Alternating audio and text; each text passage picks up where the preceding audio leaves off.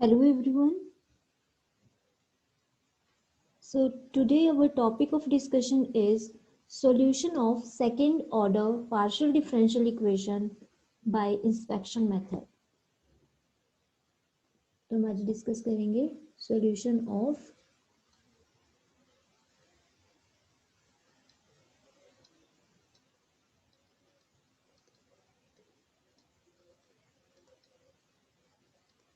second order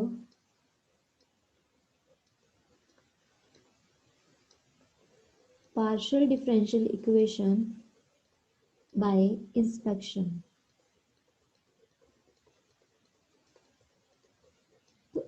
bye inspection method second order PD को solve करने के लिए हम कुछ नोटेशंस का यूज करेंगे. पहले हम वो नोटेशंस देख लेते हैं. सो जैसे कि हमें पता है हम स्मॉल पी से डिनोट करते हैं curl z by curl x को, है ना. And curl z by curl y को डिनोट करते हैं हम क्यू से. एंड आर क्या होता है, स्मॉल आर से हम डिनोट करते हैं curl z, curl square z over curl x square. And S हम लेते हैं curl square z over curl x curl y. And T से हम डिनोट करते हैं curl square z over curl y square को, राइट. तो हम यहाँ पे ये जो नोटेशंस हैं इनको ऐसे भी यूज करेंगे. देखो आर, आर जो है आर क्या होता है, curl square z over curl x square होता है. हम इसको ऐसे लिख सकते हैं curl by curl x of curl z by curl x. And curl z by curl x है क्या, curl z by curl x को तो हम पी से डिनोट करते हैं. तो ये बन सकता है ऐसे कर्ल, इसका वैल्यू हमने पी पुट कर दिया curl P upon curl x. तो आर को हम पुट कर सकते हैं curl P upon curl x. Similarly S के लिए हम नोटेशन यूज करते हैं ये curl square z over curl x curl y. और हम इसको ऐसे लिख सकते हैं curl over curl x of curl z by curl y. बिल्कुल लिख सकते हैं इसको ऐसे. And curl z by curl y जो है उसके लिए हम क्या नोटेशन यूज कर रहे हैं, उसके लिए हम यूज कर रहे हैं क्यू. तो इसको हम लिख सकते हैं curl Q over curl x, curl Q over curl x. तो एस को हम क्या लिख सकते हैं curl Q over curl x. Similarly t, t जो हम यूज करते हैं वो यूज करते हैं curl square z over curl y square के लिए. एंड इसको हम लिख सकते हैं curl y of curl z by curl y, right. तो curl z by curl y हम किसके लिए यूज करते हैं, क्यू के लिए यूज करते हैं. तो यहाँ पे हम लिख सकते हैं इसकी वैल्यू अगर क्यू पुट कर दें curl Q over curl y. ठीक है. तो यहाँ से नोटेशन आई है आर को हम लिख सकते हैं curl P upon curl x. And S को हम लिख सकते हैं curl Q upon curl x.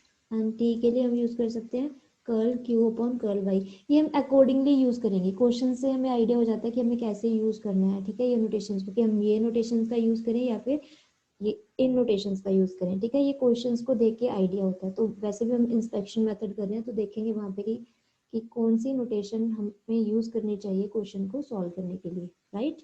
So here first question is solve the following partial differential equation and partial differential equation is r is equal to 2y square.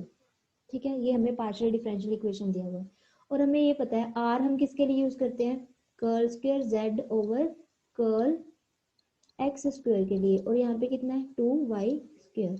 तो इस type के question को हम डायरेक्टली सोल्व कर सकते हैं by using integration. ठीक है. तो यहाँ पे ये देखो हम इसको ये लिख सकते हैं curl by curl x of curl z by curl x. ठीक है. और यहाँ पे कितना है राइट हैंड साइड पे 2y स्क्वायर. सो अगर हम यहाँ पे इंटीग्रेशन कर दें integration with respect to x तो इंटीग्रेशन से एक्स कैंसिल आउट होगा. और क्योंकि यहाँ पे पार्शियल डेरिवेटिव्स का यूज हो रहा है तो जब हम इंटीग्रेशन करेंगे विद रिस्पेक्ट टू एक्स तो हम y को एज अ कॉन्स्टेंट ट्रीट करेंगे. यहाँ पे इंटीग्रेशन कैसे करना है, y को एज अ कॉन्स्टेंट ट्रीट करना है. ठीक है. सो integrating with respect to x by integrating with respect to x we get जब हमने यहाँ पे इंटीग्रेशन की तो डेरिवेटिव से इंटीग्रेशन कैंसिल आउट हो जाएगा. इंटीग्रेशन एंड डेरिवेटिव रेसिप्रोकल होते हैं ना. सो इंटीग्रेशन से डेरिवेटिव कैंसिल आउट हो जाएगा तो यहाँ पे बचा क्या curl z by curl x. And जब हम राइट हैंड साइड पे with respect to x integration कर रहे हैं तो 2y स्क्वायर को y को तो हम एज अ कांस्टेंट ट्रीट कर रहे हैं. तो ये 2y स्क्वायर तो कांस्टेंट वैल्यू है. तो 2y स्क्वायर के साथ यहाँ पे क्या है इंटू 1 ले सकते हैं ना. और 1 का इंटीग्रेशन क्या होगा अगर हम विद रिस्पेक्ट टू एक्स कर रहे हैं x ना. एक्स प्लस, अब इंटीग्रेशन करने के बाद हम यहाँ पे कांस्टेंट ऑफ इंटीग्रेशन भी ऐड करते हैं। अब यहाँ पे हम सिंपल C1 C2 या ए बी कांस्टेंट ऐड नहीं करेंगे, बिकॉज हम इंटीग्रेशन कर रहे हैं, integrating with respect to x partially, और वाई को हम एज अ कांस्टेंट ट्रीट कर रहे हैं, तो यहाँ पे जो कांस्टेंट ऐड होगा वो सम फंक्शन ऑफ वाई होगा, बिकॉज हम वाई को एज अ कांस्टेंट ट्रीट कर रहे हैं यहाँ पे। तो जब आप कांस्टेंट ऐड करोगे पार्शियल डेरिवेटिव में, जब आप इंटीग्रेशन करोगे तो वहाँ पे जो कांस्टेंट ऑफ इंटीग्रेशन होगा वो सम फंक्शन ऑफ वाई होगा, अगर आप with respect to x integration कर रहे हो।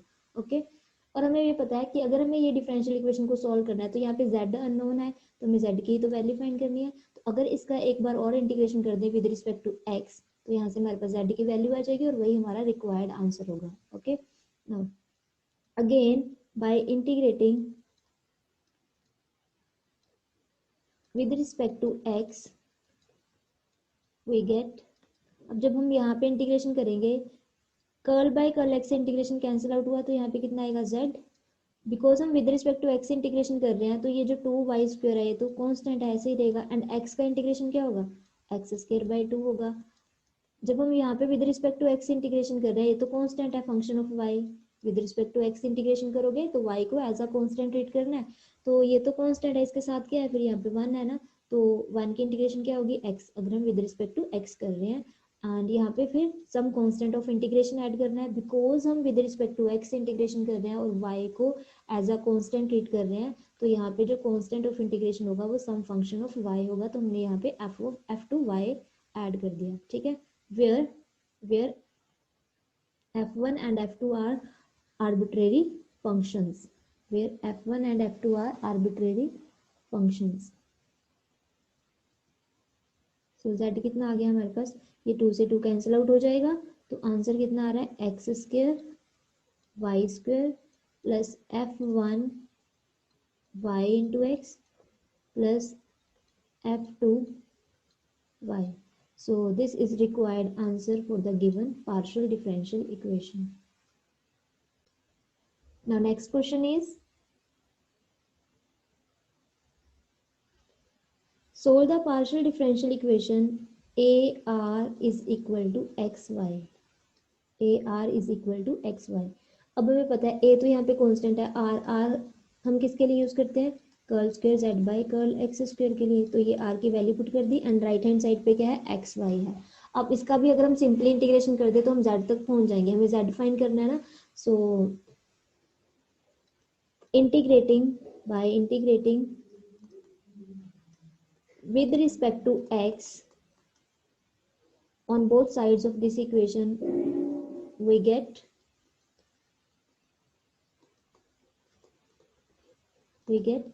यहाँ पे a तो है कांस्टेंट है ना, इसका हम इंटीग्रेशन कर रहे हैं विद रिस्पेक्ट टू x, तो यहाँ पे ये जो है, ये जो टर्म है curl square z by curl x square, हम इसको ऐसे लिख सकते हैं ना, curl by curl x of curl z by curl x, और जब हम इसका इंटीग्रेशन कर रहे हैं ये टर्म का एक्चुअल में, तो कर्ल बाई कर्ल x से इंटीग्रेशन कैंसिल आउट हुआ, तो बचा क्या, curl z by curl x, तो यहाँ पे कितना आएगा curl z by curl x, and यहाँ पे हम with respect to x integration कर रहे हैं, तो y तो कांस्टेंट है, एंड x का इंटीग्रेशन क्या होगा x²/2, because with respect to x integration कर रहे हैं एंड y को एज अ कांस्टेंट ट्रीट कर रहे हैं, तो यहाँ पे कांस्टेंट क्या होगा, सम फंक्शन ऑफ y हमने यहाँ पे ऐड करना है एज अ कांस्टेंट। ठीक है, now again by integrating with respect to x on both sides of this equation we get हमने जब फिर से इंटीग्रेशन किया तो यहाँ पे a आएगा, और यहाँ पे इंटीग्रेशन जब हम करेंगे कर्ल बाय कर्ल x से इंटीग्रेशन कैंसिल आउट हो जाएगा, तो यहाँ पे क्या आएगा z, this is equal to, यहाँ पे है y/2 एंड एक्स स्क्वायर का इंटीग्रेशन क्या होगा x³ प्लस f1y तो कांस्टेंट है, अगर हम with respect to x integration कर रहे हैं कांस्टेंट तो एज इट इज रहेगा, यहाँ पे अगर 1 चूज करें तो यहाँ पे क्या आएगा x आएगा प्लस सम कांस्टेंट, यहाँ पे हमने ऐड करना है, बिकॉज हम integration with respect to x कर रहे हैं, तो आप यहाँ पे क्या ऐड करोगे, some function of y, because y को एज अ कांस्टेंट ट्रीट किया जा रहा है, सो z कितना आ जाएगा हमारे पास, z is equal to 1/a y x³ 6 plus f1y into x plus f2y. So this is required answer for the given partial differential equation. Clear?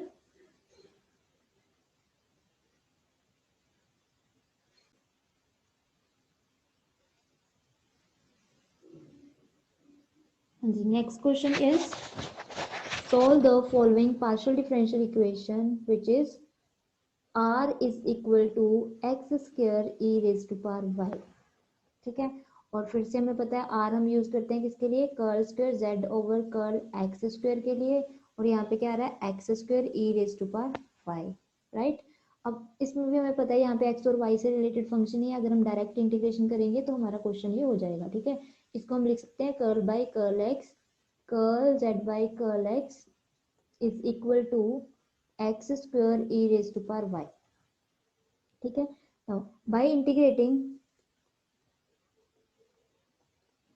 integrating with respect to x partially on both sides we get जब हमने यहाँ पे integration किया, ये derivative से integration cancel out हुआ, तो यहाँ पे क्या आएगा, curl z by curl x is equal to, यहाँ पे हमने इंटीग्रेशन करना है e raise to power y, ये तो एज अ कांस्टेंट ट्रीट होगा, और x स्क्वायर का इंटीग्रेशन क्या होता है, एक्स क्यूब बाई 3 होता है, plus because with respect to x integration कर रहे हैं एंड y को एज अ कांस्टेंट ट्रीट कर रहे हैं, तो यहाँ पे जो कांस्टेंट ऐड करना है वो some function of y add करना है हमने। और फिर से अगर एक बार इंटीग्रेशन करेंगे विद रिस्पेक्ट टू x तो z हमारे पास आ जाएगा और वही रिक्वायर्ड आंसर होगा। So again by integrating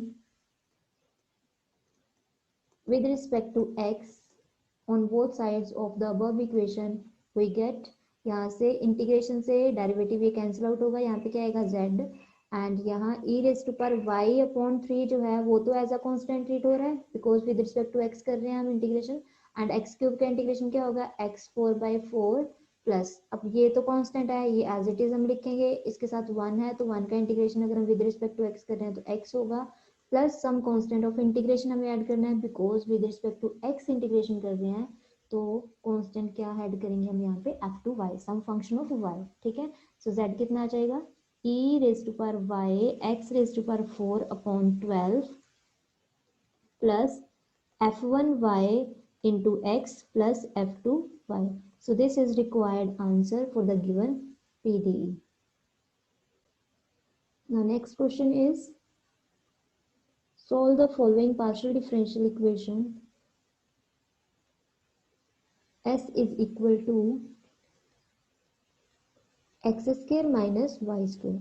so s से हम किसको डिनोट करते हैं, curl square z over curl x curl y को, है ना, ये s की वैल्यू पुट कर दी, और यहाँ पे कितना आ रहा है x square minus y square, तो यहाँ पे भी डायरेक्ट इंटीग्रेशन से हम आंसर फाइंड कर सकते हैं। तो देखो ये जो एक्सप्रेशन हम इसको लिख सकते हैं curl by curl x of curl z by curl y, and this is equal to x square minus y square. So by integrating with respect to x on both sides of this equation we get, हम with respect to x integration कर रहे हैं, फिर से integration से ये derivative cancel out हो गया, तो बचा क्या यहाँ पे curl z by curl y, because with respect to x integration कर रहे हैं, तो यहाँ पे कितना आएगा x cube by 3, y square तो एज अ कांस्टेंट रेट हो रहा है, तो साथ में 1 का इंटीग्रेशन क्या होगा x, with respect to x कर रहे हैं, विद रिस्पेक्ट टू x कर रहे हैं तो y हम एज अ कांस्टेंट ट्रीट कर रहे हैं, तो यहाँ पे जो कांस्टेंट ऑफ इंटीग्रेशन है वो सम फंक्शन ऑफ y होगा। क्लियर? नाउ अब यहाँ पे है y, तो हमें integration with respect to y करना पड़ेगा। So again integrating with respect to x we get sorry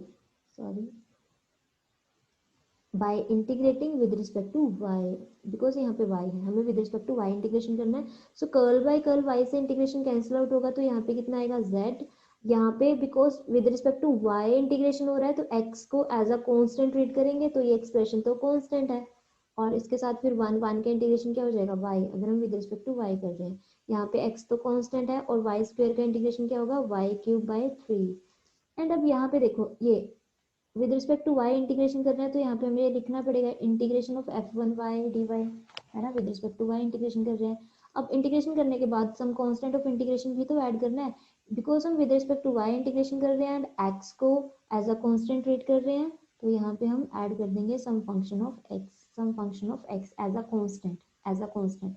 अब ये देखो यहाँ पे ये जो भी एक्सप्रेशन होगा वो इन टर्म्स ऑफ वाई है ना, इन टर्म्स ऑफ वाई है।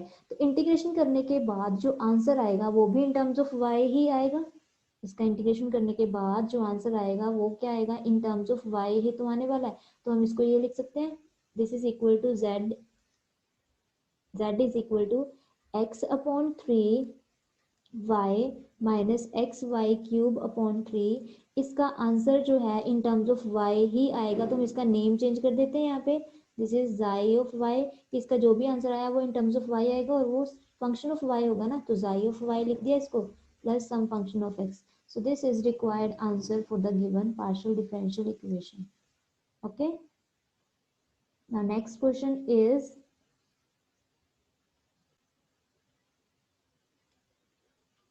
solve the following partial differential equation xr is equal to p. ये हमें पार्शियल डिफरेंशियल इक्वेशन दिया हुआ है, इसको हमें सॉल्व करना है। अब देखो यहाँ पे p आ रहा है ना, p यूज किया हुआ है, तो यहाँ पे हम लिखेंगे x। अगर बेसिकली देखा जाए तो r की वैल्यू क्या होती है, curl z by curl x square होती है ना, और यहाँ पे क्या है p है, p curl z by curl x होता है। तो अब हम इसको ऐसे लिख सकते हैं, इसको ऐसे लिखा जा सकता है, curl by curl x of curl z by curl x, और यहाँ पे p को हम एज इट इज लिख लेंगे x। और ये curl z by curl x p की तो वैल्यू होती है, तो इसको अगर p पुट करें तो ये क्या बन जाएगा, curl p upon curl x is equal to p। लिख सकते हैं ना इसको ऐसे, है ना, इसको ऐसे लिखा जा सकता है। बिकॉज अगर हम इसको डायरेक्ट करने का ट्राई करते तो प्रॉब्लम क्या होती है, देखो आप सोच रहे हो कि हम इसको वैसे क्यों नहीं कर रहे डायरेक्ट इंटीग्रेशन से। तो आर की वैल्यू क्या होती है, यहाँ पे देखो अगर हम इसको डायरेक्ट ट्राई करते हैं तो ये होता है x curl square z by curl x square is equal to, यहाँ पे इसकी वैल्यू होती है curl z by curl x, है ना। अब जब हम with respect to x integration करेंगे, अब यहाँ पे तो टू फंक्शंस आ रहे हैं, टू फंक्शंस आ रहे हैं, ये भी एक्स का ये भी एक्स का, अब इसका इंटीग्रेशन करेंगे कैसे, है ना, इसका इंटीग्रेशन कैसे करेंगे हम।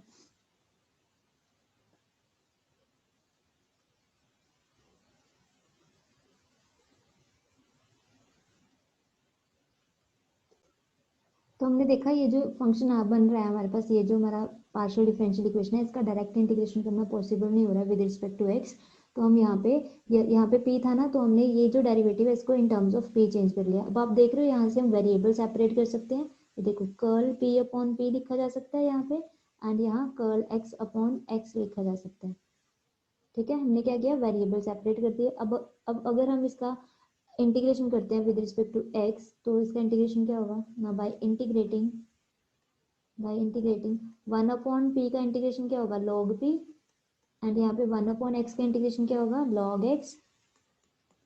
अब with respect to x integration हम कर रहे हैं, तो यहाँ पे y को एज अ कांस्टेंट ट्रीट करेंगे, तो यहाँ पे जो कांस्टेंट ऑफ इंटीग्रेशन होगा वो क्या होगा, वो हम इन टर्म्स ऑफ y ऐड करेंगे। तो यहाँ पे भी log आ रहा है, यहाँ पे भी log आ रहा है, तो जो हमारा फंक्शन हमने ऐड करना है इन टर्म्स ऑफ y, तो वो भी ऐसे ही चूज कर रहे हैं, log of 5y, some function of y add करना है ना, because with respect to x integration कर रहे हैं। तो ये क्या बन जाएगा, दिस इज इक्वल टू,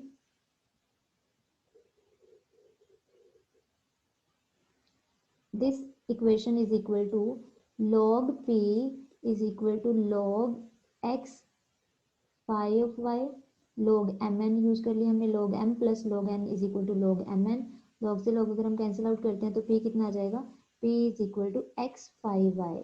अब इजी होगा देखो इसको सॉल्व करना। अब p की वैल्यू पुट कर दें यहाँ पे, p की वैल्यू क्या होती है, curl z by curl x, यहाँ पे आएगा x phi of y। अगर हमें यहाँ से z निकालना है, हमें आंसर निकालना है ना ये pd का, तो इट मीन्स हमें z फाइंड करना था। अगर डायरेक्ट अभी यहाँ पे इंटीग्रेशन कर देते हैं विद रिस्पेक्ट टू x, तो हमारा क्वेश्चन हो जाएगा। Now bye integrating with respect to x on both sides of the above equation we get, यहाँ पे इंटीग्रेशन किया, कर्ल बाई कर्ल x से इंटीग्रेशन कैंसिल आउट हुआ, तो यहाँ पे क्या आएगा z, because with respect to x integration कर रहे हैं, तो फाई ऑफ y जो है वो तो एज अ कांस्टेंट ट्रीट हो रहा है, एंड x का इंटीग्रेशन क्या होगा, x square by 2, because with respect to x integration हम कर रहे हैं, सो y को हम एज अ कांस्टेंट ट्रीट कर रहे हैं, तो यहाँ पे कांस्टेंट ऑफ इंटीग्रेशन हमने ऐड करना है सम फंक्शन ऑफ y, तो हम ये लिख सकते हैं xi of y। So this is required answer for given partial differential equation.